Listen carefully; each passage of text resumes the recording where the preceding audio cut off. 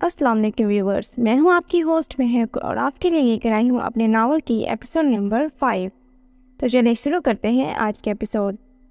کمرے میں آ کر اس نے تکیے کے نیچے چھپایا چھوٹا سا اسمارٹ فون نکالا۔ کامتے ہاتھ تیزی سے ایک مخصوص نمبر ملانے لگے۔ پہلی بیل پر ہی دوسری طرف سے کال ریسیو کر لی گئی۔ یہ تم نے کیا کیا؟ نیچے سب میری التمش شہزادہ سے شادی کا ارادہ رکھتے ہیں اور تم میری بربادی میں پیش ہو۔ وہ روحان سی ہوئی۔ میں کیا کروں یار، میں بے بس ہوں۔ اس سے پہلے کہ میں ہم دونوں کی شادی کے لیے گھر والوں کو راضی کرتا، نہ جانے کیسے التمش بائی نے تم سے شادی کرنے کی خواہش ظاہر کر دی، مگر میں سمجھ نہیں پا رہا آخر انہیں تمہارے بارے میں کیسے پتہ چلا۔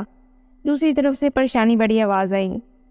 تو کیا تم منع نہیں کر سکے، یا پھر تمہارا پیار اس قدر کمزور ہے کہ وہ التمش شہزادہ کا مقابلہ نہیں کر سکتا؟ ایسی بات نہیں ہے وفا، مگر التمش بائی کی خواہش کو کوئی بھی منع کرنے کا سوچ بھی نہیں سکتا۔ تو اس کا مطلب یہ کہ تم میرے پیار کو صرف اپنے بھائی کے لیے ٹھکرا رہی ہو؟ نہیں، بالکل نہیں ہو۔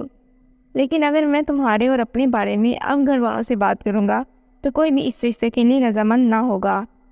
ایسی سچویشن میں بس ایک ہی کام ہو سکتا ہے۔ کون سا کام؟ اگر تم خود اپنی ماں کو التمش کے لیے منع کر دو اور میرے لیے اپنی ماں سے بات کرو، پھر میں خود بھی یہاں ہم دونوں کے لیے بات کر سکتا ہوں۔ مگر تم اپنی اس قرآن ماں کے آگے اپنا دفاع کہاں کر پاؤ گی؟ سامنے والے کے لہجے میں طنز نہیں تھا، ایک افسوس تھا۔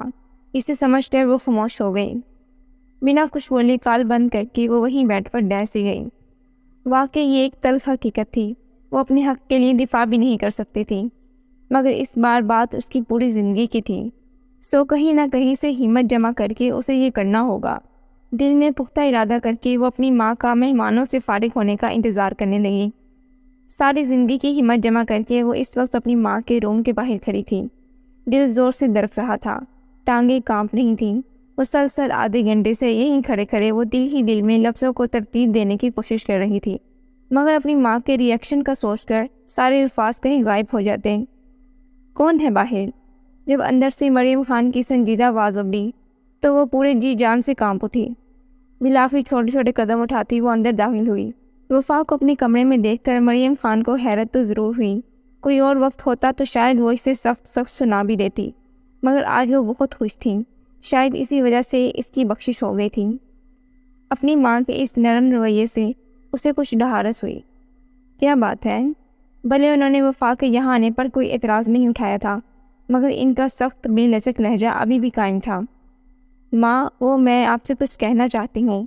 ڈرتے ڈرتے آدھی بات درمیان میں ہی چھوڑ کر وہ اپنی ماں کے تاثرات کی طرف دیکھنے لگیں، جو کہ اس کے شاید بات کے درمیان میں رک جانے والے عمل کے باعث نرم سے سخت ہونا شروع ہو گئے تھے۔ جلدی بولو، میرے پاس وقت نہیں ہے۔ وہ بیزار سے لہجے میں گویا ہوئیں۔ وفا نے بھی گلا تر کر کے خود میں دوبارہ بولنے کی ہمت سمیٹی۔ ماں، میں کہنا چاہتی ہوں کہ آپ میری شادی التمش شہزادہ سے نہیں کروائیں، بلکہ ابھی اس کے منہ سے باقی کے الفاظ نکلنا رہتے تھے، اس سے پہلے ہی مریم کا ہاتھ ہوا میں بلند ہوا اور چٹاخ کی آواز کے ساتھ 5 انگلیوں کی چھاپ اس کی نازک سے گال پر چھوڑ گیا۔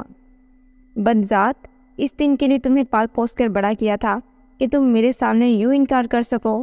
وہ غصے کی شدت سے وفا پر داڑیں تو وہ یکدم سہم کر 2 قدم پیچھے ہٹ گئی، آنکھوں سے آنسو رفتار سے بہنے لگے۔ میری بات تو سنیں ماں، میری زندگی پر میرا بھی تو تھوڑا سا حق ہے۔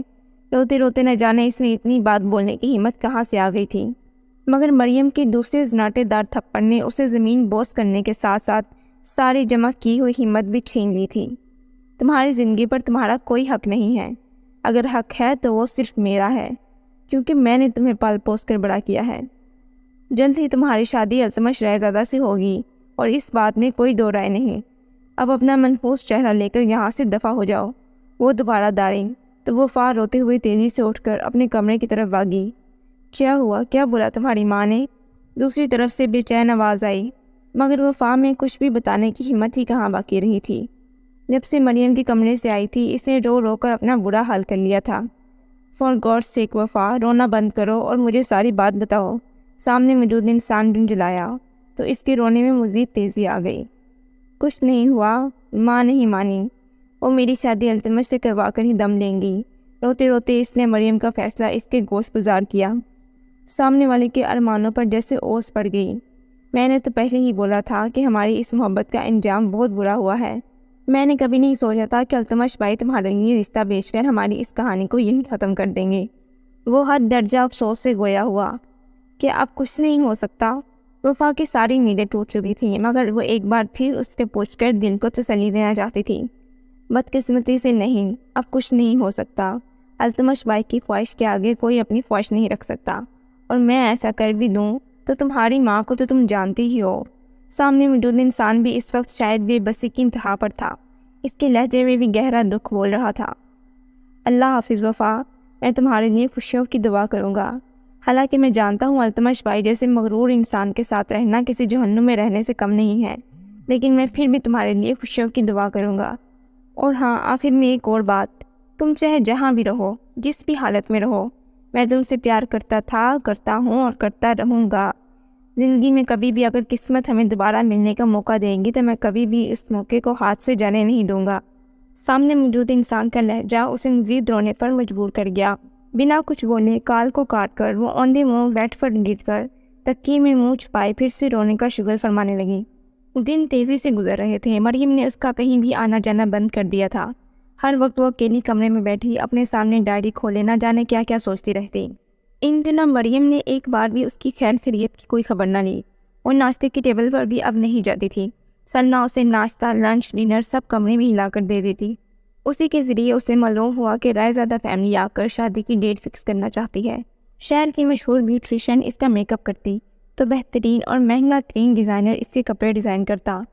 کوئی اور وقت ہوتا تو وہ یہ سب دیکھ کر بہت خوش ہوتی، مگر جب دل کی دنیا ہی ویران ہو گئی تھی تو دنیاوی رنگینی کس کام کی۔